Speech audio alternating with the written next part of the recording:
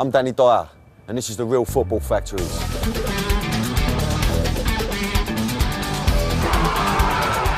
I played Tommy Johnson in the movie The Football Factories, which was all about football violence. Fucking nutters. But that was just acting. Now I'm on a journey around the country meeting the real firms who have mass offs at football matches for real. No fake blood, no stuntmen, no makeup. This time it's just me and the country's hardest hooligans. Let's go. Let's go. I meet the real top boys who tell you the score.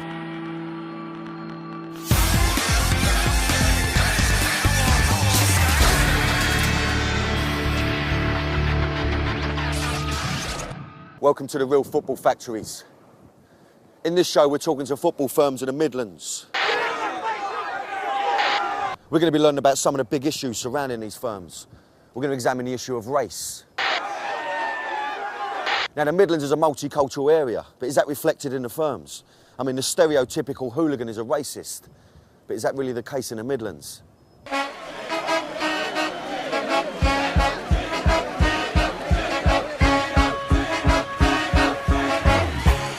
All I ever wanted to be as a child was a football hooligan. It was just a tour of excitement and entertainment for us. We didn't go out to kill each other. It's a bit of fun. To me, it's always been a bit of fun. The Midlands is a culturally rich and diverse region. Birmingham and Leicester are among the most ethnically mixed cities in the country, while elsewhere in the region, the home of the Industrial Revolution, a strong sense of community and identity has developed through generations of industrial hardship. The Midlands roughly stretches from the Stoke in the north to Stratford-upon-Avon in the south, and from Leicester in the east to Wolverhampton in the west. My journey is going to take me to all corners of the Midlands where I'm going to meet firms with feared reputations across the UK. My aim is to learn the inside story to these firms. I had a little rumour that your pal in the firm could give up heroin but couldn't give up being a hooligan. Is that true? Yeah, that is true. And meet the real people, hear the real stories behind the screaming headlines proclaiming the latest hooligan outrage. I would like to think that something very quick can happen along the lines of the Birch. Let's start walloping the bullies and getting rid of the bullies in our society. Get down! The Midlands as an area is a kind of strange area because it falls into that void in many ways between London and between the north. There's industrial heritage, there's hardship, but similarly there's been huge immigration into the Midlands, and if you actually look at the successes in terms of racial integration, Birmingham is held up as a cultural melting pot, and it very much is. And I think that the history of Birmingham City Football Club is absolutely totally linked to that. So Birmingham is where I start my journey, a city that suffered from racial tension in the 70s. This country, in 15 or 20 years' time, the black man will have the whip hand over the white man. Racial tension in the 70s in Birmingham was standard. You had politicians like Enoch Powell doing speeches on the rivers of blood. And then you had groups like the National Front who were always marching and saying, you know, get them out of the country, they're robbing our jobs. 2, 4, 6, 8! We don't want to integrate! This is Rob Goulding. Reports are coming in of a bomb attack in the centre of Birmingham. The Irish in the city were also targets for racial abuse. After IRA bombs killed 19 people in 1974. These oppressed groups formed an unlikely alliance. Black and Irish felt a camaraderie together with each other. Also with other white people who knew the culture of these two different people. They originally came together in a firm called Apex, which evolved into the infamous Zulu Warriors at the start of the 80s. Police say the gang, the Zulu Warriors, often armed with clubs and knives, have been responsible for a reign of terror for the last 3 years. The Zulus as a gang are noticeable. They really are noticeable for the fact that they are a mixed-race football hooligan gang. And while you do get black lads in other hooligan firms, you don't tend to find the same mix. After the break, I'm going to meet the Zulus myself, and being a Cockney on foreign ground, this could prove interesting.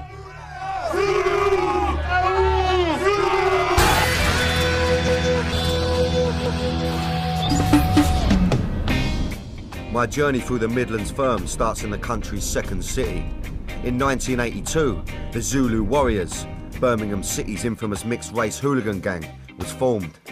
Fans chanted the word Zulu at a Man City away game, and the firm was born.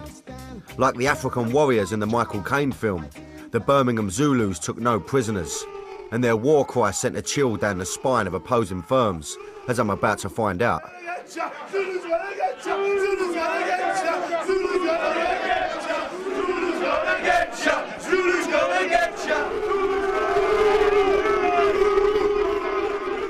Let's have it. Now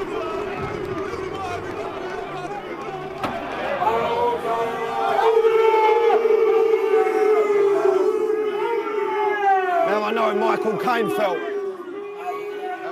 The top boys agreed to talk to us if we protect his identity. I think it's the most famous chant down the football. If you're walking on a Tuesday night or whatever night it is, there's 400 lads and they chant the name Zulu. It's fucking very intimidating. What it gave to us was, it's a camaraderie thing. These are my brothers. If I'm walking up the road, I look to my left and my right, he's a good lad. He's a good lad. Behind me, he's a good lad. He's a good lad. They're all from different areas of Birmingham. If something happens and it's really, really, really on top, these people will back me up. It's called the Zulu line. It don't matter if there's a fucking 100 of you or 10 of you. Once you make that line, once the line's made, fucking, I've never seen it broken many a times, you know what I mean?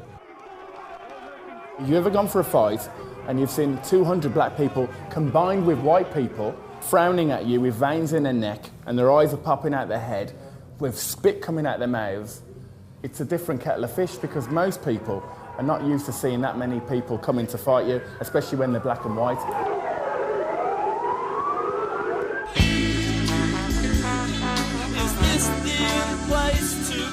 The Zulus reflected a fusion of black and white culture at a street level in Birmingham.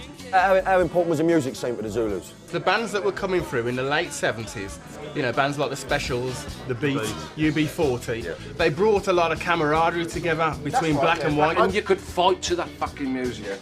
Yeah. It was fantastic for having a battle too in a fucking disco.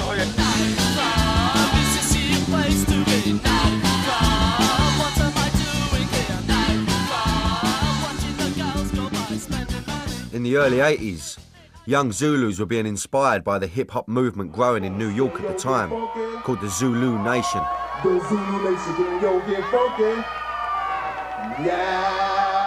One track that did it, Zulu Nation, was Africa Bambata, the Soul Sonic Force, and the track was called Planet Rock. Planet Rock! It's very easy to change your dance moves to martial arts.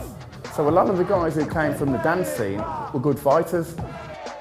Just as the Zulu Nation would do, we went with all our colours on, with all the clothes, but we also brought our favourite music. So we brought a ghetto blaster. It was like a carnival day for us. We were just having a laugh. We were walking around the shopping centre, you know, with this big stereo playing reggae music, you know, 400-handed, and everyone was like, who the bloody hell are these lot? And we were walking around, scarves up round our necks and everything. At the core of the Zulus was terrifying warrior-like aggression. When you see hundreds of people running towards you, your legs shake, your mouth goes dry, you look at your friends, you look for a space in the road, you find your space, you start to jump, you try to shake the shakiness out of your legs, you get your position and you're ready and you look at your mates, this is it, and you're waiting for it to land. A bit like Braveheart, when the English are come, hold, hold, hold, yeah! You'd wake up in the morning before a big game, at 6:30 in the morning to get yourself ready, tingling. I get up, do my stretching, put my legs up and think, I want to kick some fucking ass today and go home. When Leeds travelled to Birmingham for the last game of the season in 1985, it sparked some of the worst football violence ever seen in Britain. More than 1,000 hooligans were involved at the height of battle. Leeds were proper racist. Every time we went to Leeds, you heard like Vic hailing. And that's why you got a lot of lads that weren't even into football, black lads that were just like lads on the town that used to firm up because Leeds were coming to town. Blues fans reacted in a way that I've never seen them react ever. They just completely invaded the pitch, about 1,000. All the Leeds jumped back in their end, and now you just watched in amazement about what was going on. And that went on till about 6 o'clock on the evening. Have you ever seen, like, Saving Private Ryan or Platoon? Combine them without the bullets and you've got Blues Leeds. It wasn't just going in one area, it was going all over the place. It was absolutely crazy. The St Andrews ground was more like a battlefield than a soccer pitch on Saturday as football fans waged war on the police. 125 were arrested, while nearly 200, including 96 policemen, were injured. Tragically, a 15-year-old Leeds fan died after a wall collapsed on him at the ground. In the mid-80s, hooliganism was at its height and at its most shocking. The Junior Zulus continue the reputation of the firm today. The explosion of gang culture in Birmingham means there may not be the same numbers of black hooligans in the Zulu firm, but the principles of togetherness still apply. The Zulu is one, a whole, right? That means older lads. It's no black 20, 30 years ago. No, it's all together. Yeah, we are one. What colour, what, how old, one, all one. And that's the goodness of our firm. Being a Zulu has many fringe benefits, including contacts on the city's nightclub scene. No queuing for these guys. The only people that can take the piss in Birmingham, really, is us. Walk into any fucking nightclub, no one's saying boo to us. We won the fucking show down here. Tight.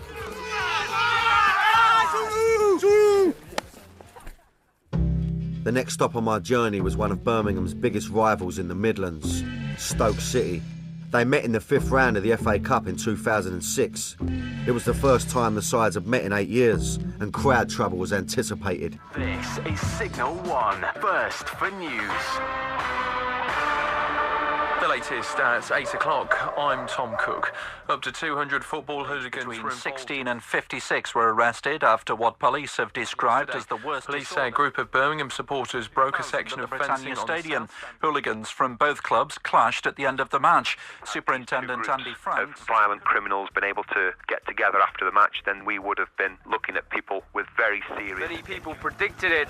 No football fan wanted to see it. Inside, Birmingham supporters trying to get out onto this outstanding stand. We've got a confrontation. Birmingham City's FA Cup tie at the Britannia Stadium ended with fans hurling stones, abuse, and eventually violent clashes. Right, I'm in Stoke. I'm going to meet their firm. I can hear them piping up already. Now, they're called the Nottm Forest now. I'm not being funny, but that sounds like a porn mag to me. Now, my mother always said to me, never judge a book by its cover, so if that's the case, it should be a right naughty little outfit. Let's have it. The Nottm Forest formed in 1985. After 40 hardcore Stoke hooligans travelled to Portsmouth for a naughty tear-up with Pompey's firm.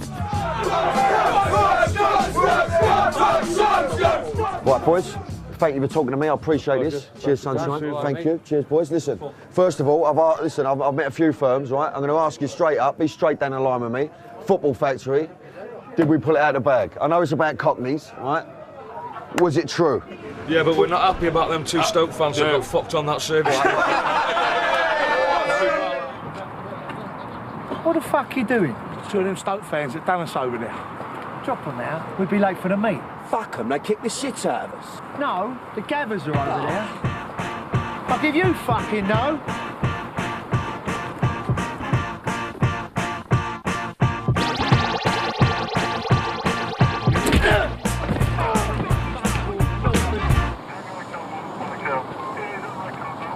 Fucking idiots. I got on my hands up. I had a little turnout with a couple of Stoke fans. I come up on top, right? I'm not getting Larry now. I'm surrounded by about 800 of you. For Mark Chester and his firm, one word seems to sum up their philosophy. You know, there's a certain code in this town. It's called respect. R-E-S-P-E-C-T, find out what it means to me. R-E-S-P-E-C-T, take F-T-C-T. Seems we were watching people. Oscar! I'm here, mate. Can you sort the noise out behind me, please?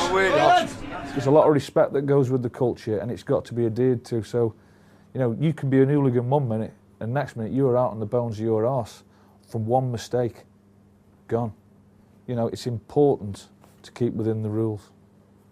In a town where there isn't that much glamour going on, something that makes you stand out as a bit of an adventurer, a bit of a swashbuckler. A lot of lads off estates would look on the lads that went to football as pirates, if you like. And so that's what they wanted to do, because it would break them away from the life that they saw set out in front of them. Don't know about a naughty 40. There's tons of them in this pub, and they back each other on a day-to-day basis. Everybody that's involved with our firm and our culture, like all the aunties and the uncles and all that knock-on effect, they'll only use one travel agent in Stoke-on-Trent or one car hire firm, simply because someone who's in the firm owns it. And it's, you know, we keep it within our world. We do look after each other, and it's most important that we're all happy and together and secure, and that nobody struggles. And that, you know, if anybody goes to prison, you have to make sure that the kids have got the right trainers on at school and things like that, and nobody suffers, and that's what it's about. We all chip in, we look after each other. The family will never go away. It's our own old boy network. We haven't got an old school tie, but we've got the old lad network.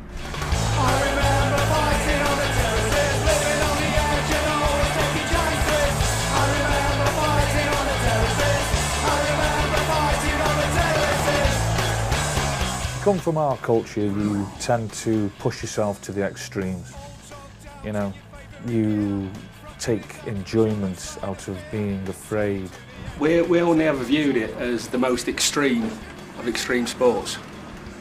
Oxford has that extreme sports club where they do things like ski down the side of a hill, and if they hit a tree and break their leg, it's all a jolly good laugh. And that's not frowned on, that's just like youthful high spirits. They probably tie up the NHS more than we've ever done on a weekend. There's a few of us who are going through like a transition period in life, learning to cope with life outside of the firm. Football. And it's difficult. Yeah. You know, when you've been committed to something for like the best part of your life, 3 decades of your life, and then all of a sudden, you know, you don't have that fix, that buzz anymore. It can be pretty difficult and mundane trying to cope with normal life. Once you've pitted yourself to that height of adrenaline rush, how do you stop doing that? How do you turn that down? Even though we've retired from the active side of this culture, it will never, ever leave us because we're hopelessly addicted to it. We are addicts. Believe me. We're addicted. Do you really want to kill me? Tell me why, tell me why, tell me why. Football firms are a 24/7 lifestyle choice. But what exactly are the detrimental effects of this football violence addiction? You make me an angry man. I just want to live. To learn more, I'm heading for the Black Country to meet the top boy at Wolverhampton's Yam Yam Army. Why should I live in fear? I don't drink, I don't touch drugs, I don't smoke. I don't want to. I want to see the stones coming. I want to see the punches coming. Pissed up man can't see the punches coming.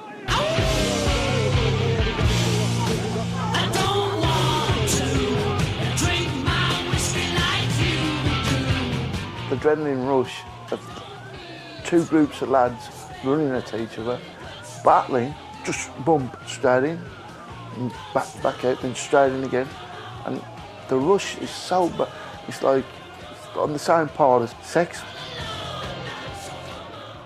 Gilly's Yam Yam Army, named after Black Country slang for the words "you are," was gaining respect in the Midlands for organising football violence and outwitting the old Bill. You just think how the police would think and do the opposite. You say, how would you get there? So say like you got to Stoke, you get off at Stafford, get taxis in. We all went to Leicester the once. The old Bill was all outside. My mate went, he ordered, I think it was about 30 taxis. And the bloke said, fuck off, you madness. I said, no, we want 30 taxis.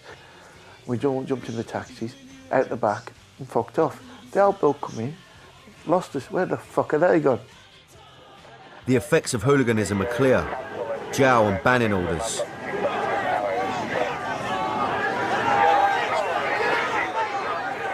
Gilly was imprisoned for 9 months after an incident relating to a Stoke match in 1994. It's hard. It is really hard. I don't care. Anybody these fools that say I can do jail on my head, let them do them on their head. They've got to walk out on the 2 feet though. The lights had burned all night at Wensfield Police Station in the heart of the Black Country. Inside, West Midlands Police prepared for the biggest operation ever mounted against suspected football hooligans. We got done in Operation Growth, to get rid of Wolverhampton troublesome hooligans. And it was like 68 of us got arrested. We all got a 5-year ban. Altogether now, I've been banned. I've been banned 13 years out of 15. That's some reckoning. I don't want to get in no more trouble. I don't want to. Too old for it now. I've had me fun. The youth firm at Wolves have now taken over from Gilly's generation. If they ever need expert legal advice, they could turn to Gilly, who's drawing on his own experiences and studying for a diploma in criminology. You just look at the lads, you see yourself, you know what I mean? I don't want to let people do the same what I've done. So it's time to tell the young lads, don't get yourself in trouble, lads. Not for the likes of them fucking idiots, the police. After the break, I head for the East Midlands to meet the real families behind the region's firms. You all smell lovely as well. Thank you. Forget footballers' wives. We're meeting hooligans' wives.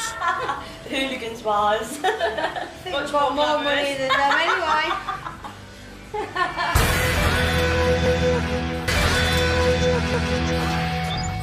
One of the bitterest rivalries in the Midlands is between two clubs that are just 14 miles apart. Nottm Forest and Derby. Clubs linked in many ways, not least by the fact that Brian Clough managed them both in their footballing heydays.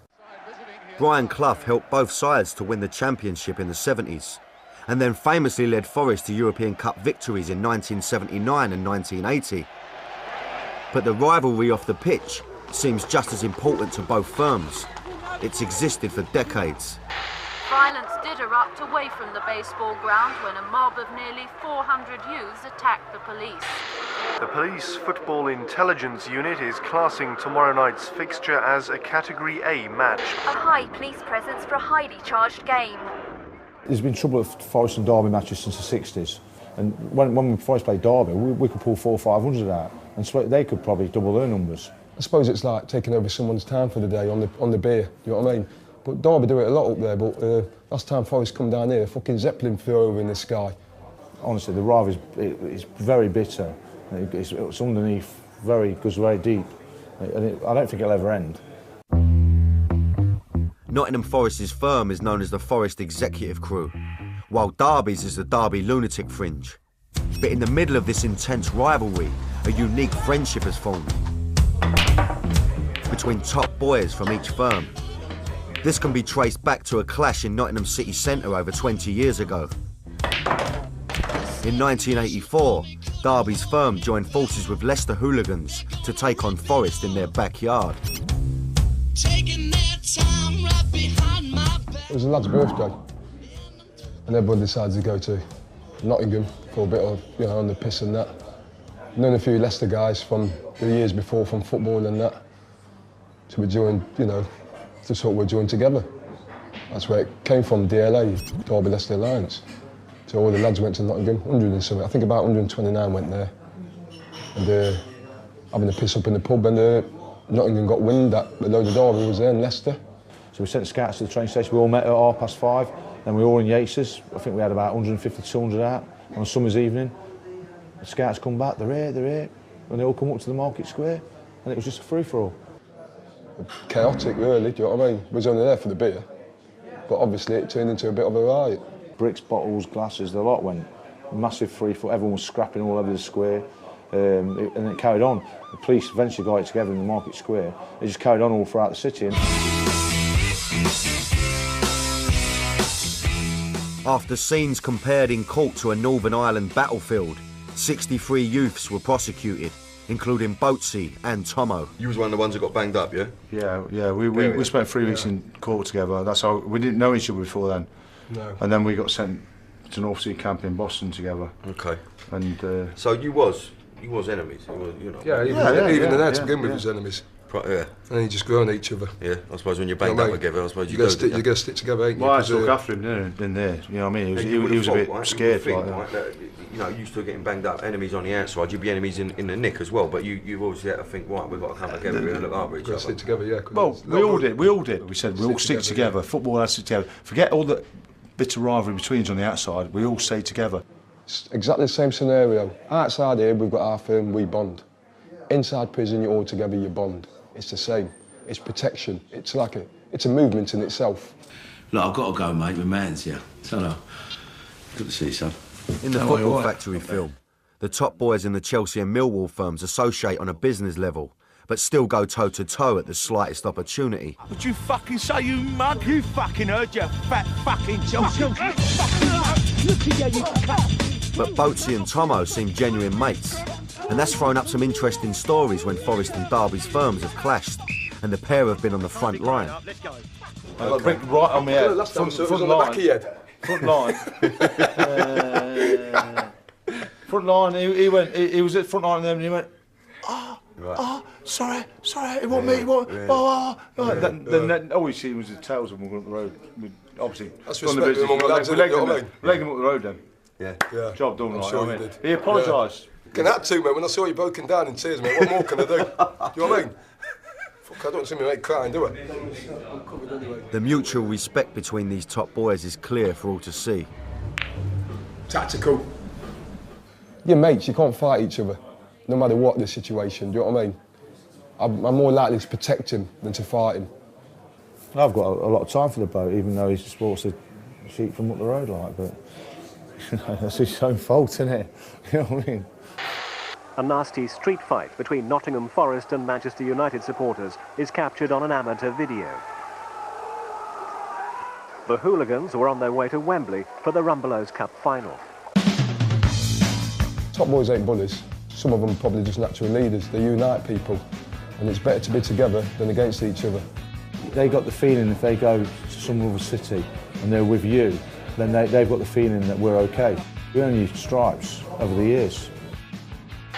The judge heard the violence on Nottingham streets reach terrifying proportions after Forest's final match of the season last April.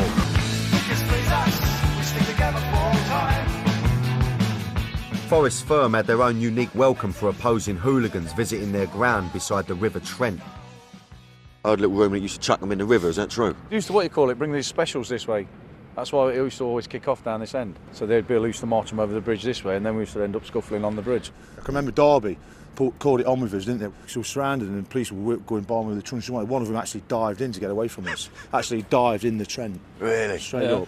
God, I saw it with my own eyes.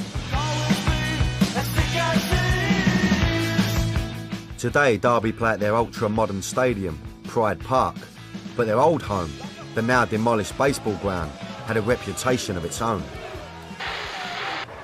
The baseball ground is right on their doorsteps.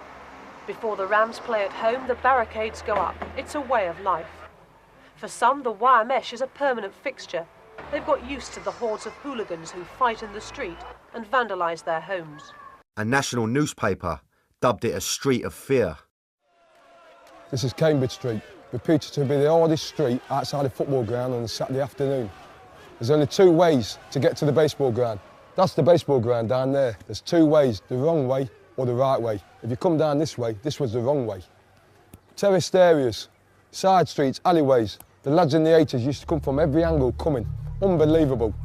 Cambridge Street was a daunting place for away fans to visit during the heyday of the baseball ground.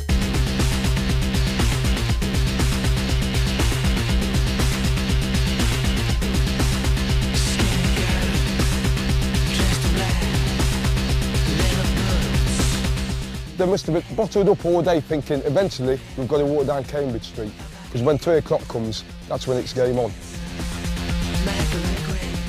Before they knew it, 200 youths was massed out on this road ready for them.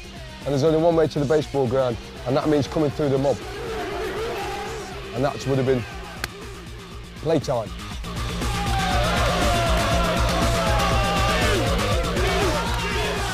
That's what it's all about. This is Cambridge Street, the real street. The hardest street in England.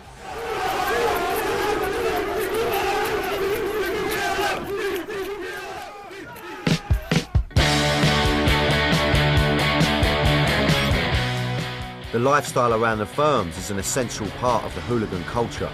Everyone likes to work all week, a few of the lads out together, everything comes into it. You're deciding what clothes you're going to wear, you know, because everyone wants to be the smartest firm as well. When you walk downtown, 40 of you, everyone knows who you are. It's like the old Marlon Brando and all that scenario, do you know what I mean?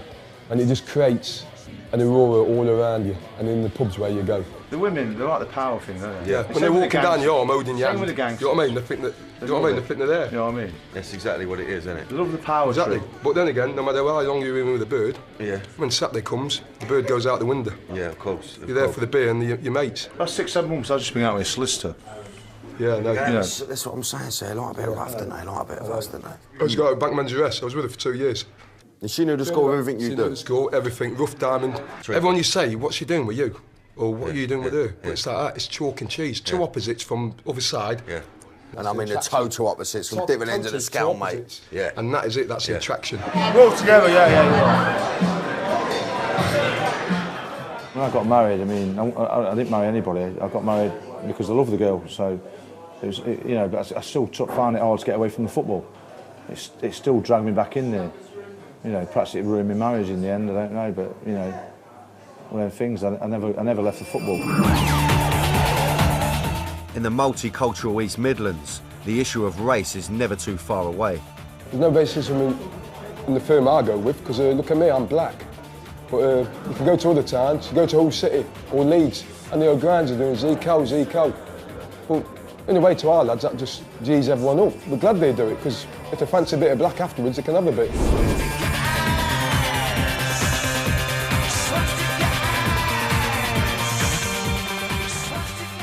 It's very interesting that the press always play on the racism and the racism of football firms and football hooligans, and they very often don't see or neglect the focus on the greater integration as well. Over at Forest, a Sikh is a respected member of their firm. Sikh means warrior. That's my background, you see. Some lads can be a bit dubious, where, like you say, they don't know how to take me. I'd say it took about 5 years to be accepted, you know, within the lads. It took a lot of hard work for him, I think. At times it was scary actually, to be honest with you. I used to think, you know, Jesus Christ, he looks a bit rough, you know what I mean? And he looks a bit of a nutter. For Suki, the firm offered vital support after the deaths of his two brothers, his sister and his mother. On a Saturday, it was like one of them where I didn't need to think about my brothers and my sisters, you know, just for one day maybe, because it was constantly at the back of my mind. I remember one game and they all then got up singing "Your leader's a packer." That's the way it is at football, isn't it? You know, people like that football, narrow-minded people. They'll either text one of our lot or ring us or be shouting, "Who's that packer?" And you know, and I'll be like, I'm not a packer because I'm Indian, you know what I mean? And like, that's how like some so dim they don't know what the difference is. It's like they might be English, like me calling them a Welsh bugger, you know what I mean? Some of the community know what I get up to, and they sort of just turn a blind eye. Then like there's some of them who like basically think I'm a right bugger. A lot more Asians have got into playing football, and plus they're going to watch football, but a lot of them are getting into the other side as well. They're getting into like the scrapping as well. I had a bit of an incident at Nottingham train station, and I bumped into a load of like Leicester, and there was an Asian guy who started on me from Leicester. I couldn't believe it.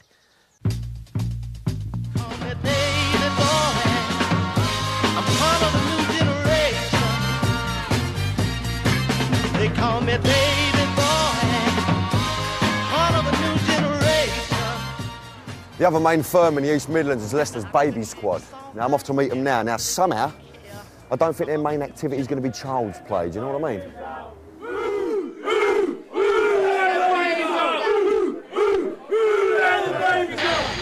Police say it was the worst night of violence in Leicester.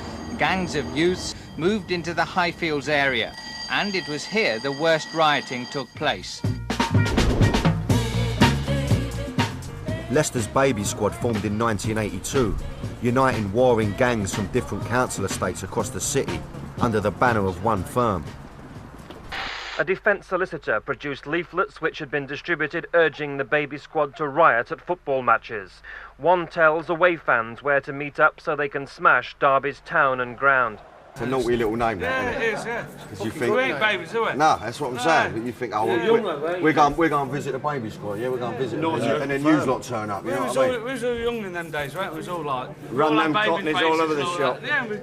Yeah, we've done everyone in this day, haven't we? Yeah. These baby-faced assassins were making very grown-up headlines in the mid-80s.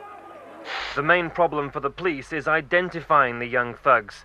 They wear smart designer clothes, Fiorucci jeans, fashion t-shirts, like any other youngster until they pull a razor-sharp Stanley knife, the trademark of the baby squad. The baby squad's main rivals aren't from the Midlands. It's Chelsea, over 100 miles away. The biggest clash with the Londoners took place around Filbert Street in 1989, the same day as the Hillsborough disaster. It was probably certainly the worst or best, whichever way you want to look at it, riot, if you like, that day. It was mad, that was. What absolutely mad. Chelsea, 300-400 lads, I'd have thought we probably half that. But I think the old Bill, to be quite honest, lost control that day. Really? Yeah. Young and old came to pay their respects. While Hillsborough had nothing to do with hooliganism, its effect on the firm was obvious. I didn't know nothing about it myself till I got home. Then, obviously, the wife said there's been people killed at football matches, etc. It's, yeah, very sobering thought. Yeah. Become a disaster. Being in a firm has an impact on family life. Obviously, the wife said that she doesn't like it. She doesn't like it at all. But having said that, it's better me doing that than going to nightclubs and doing the other. Do you know what I mean? So she knows where you are, doesn't she? Yeah, we tend not to talk about it, to be quite honest. The baby squad view their firm as an extended family. Hello, baby. How are you? You all right? It's not a firm. This is a family. This is a proper family. It's not a firm. It's a family.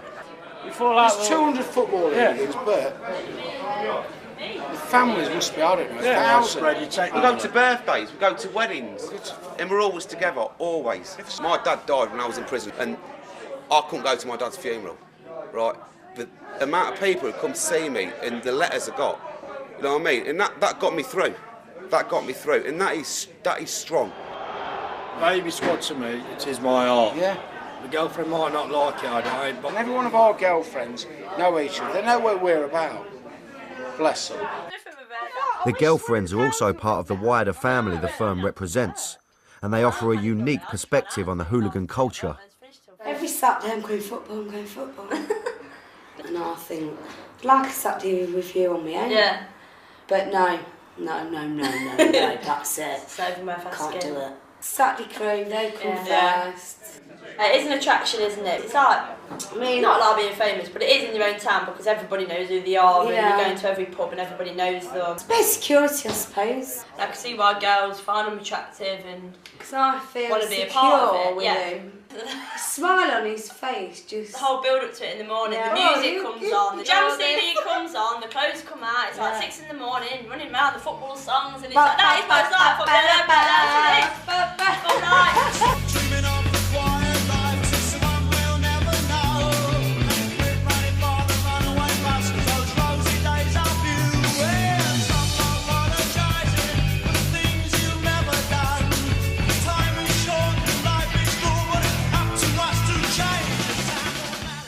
I've been to a couple of the matches and actually been involved.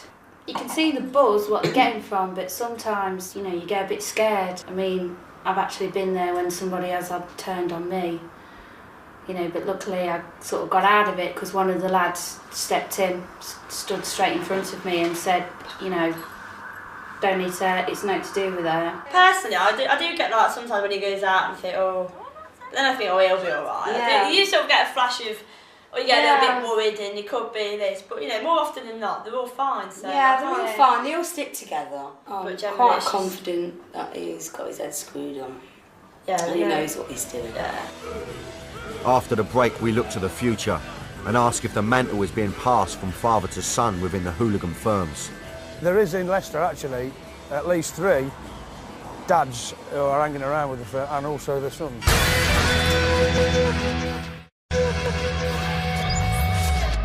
Former hooligans now seek out new avenues for their passions. Mark Chester used to be a leading light in Stoke City's Nottm 40, but today you're more likely to find him leading the chants at his local non-league side, Alsager Town. Alsager Town! Alsager Town! You pick me up! You pick me up! When I am town! When I am town! Alsager Town! This is all about football supporters having a fantastic time. You know, this is passion.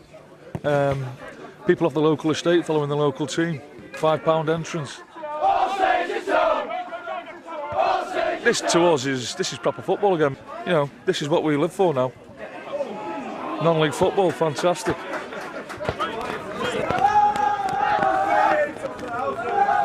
And action.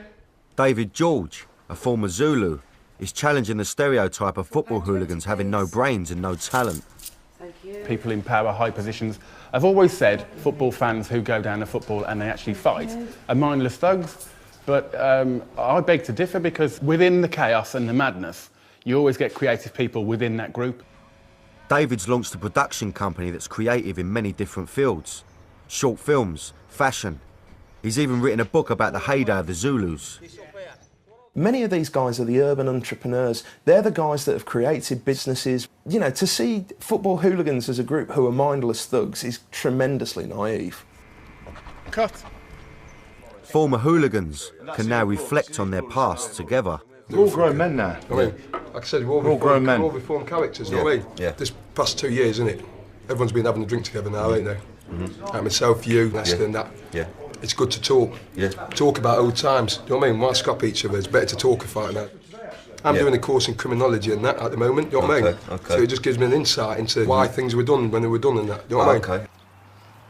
As one generation of hooligans call it a day, the focus is on the youngsters coming through. Within Leicester City's firm, the baby squad, father-son relationships exist. If I was a proper dad, I suppose, I'd say no, don't do it, but what can I do? I did it, and he's just...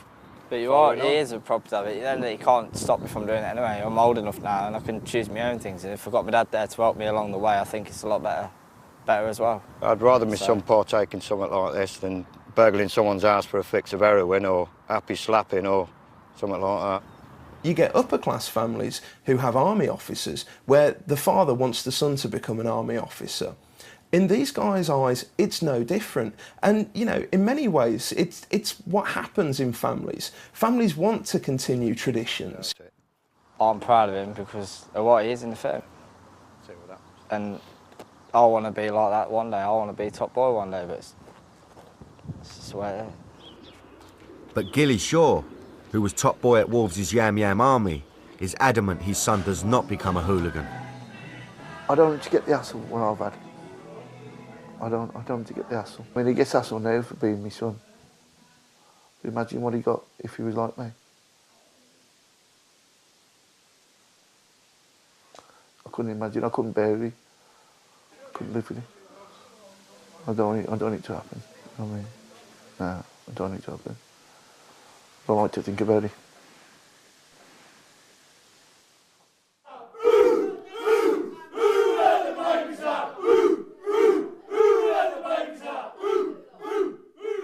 He looks after me. He does right by Dad. He takes care of me at football.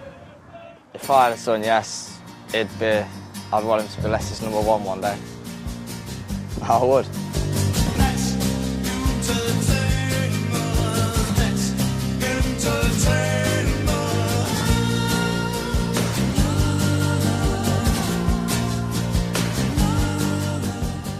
My trip through the Midlands has revealed that hooliganism is very much alive and kicking today, and the firms will be around for some time yet. But there always seems to be another firm coming behind. It's like with Derby, there's the DLF, there's the Derby Orphans, and there's the Derby Youth firm. That's 3 firms. It's like being inside a factory. It's coming off a conveyor belt. There's always a firm coming off. And exactly what it is, that's a real football factory.